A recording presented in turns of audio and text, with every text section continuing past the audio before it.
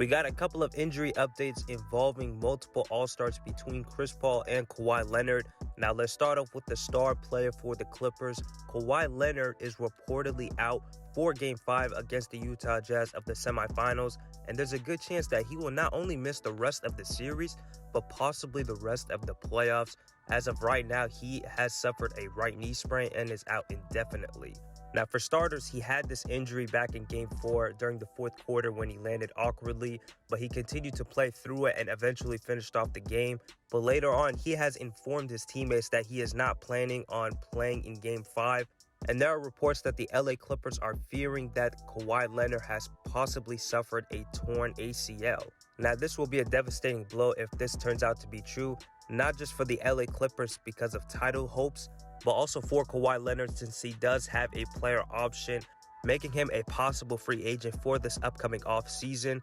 And if he does suffer that injury, that torn ACL that is reported, he will likely be out until halfway through the upcoming season, possibly after post-All-Star break, which will be around February.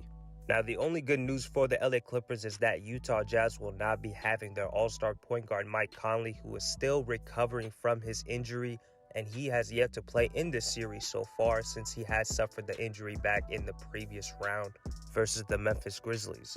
Now, there was a possible chance that Mike Conley was going to return, but he's had suffered a setback to his hamstring injury and will not play for Game 5 and possibly for the rest of the series. Now, another player that is in jeopardy of not playing their upcoming series is Phoenix Suns' Chris Paul.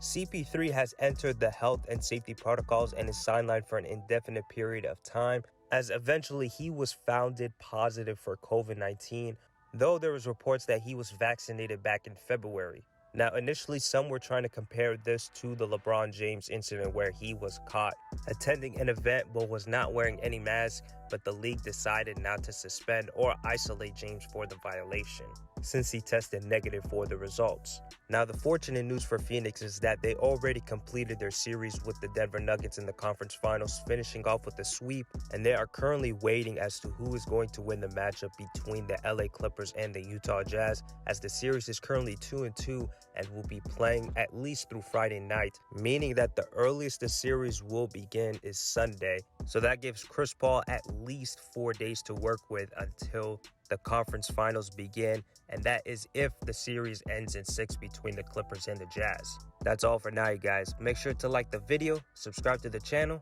and share with others, as I will see you guys next time.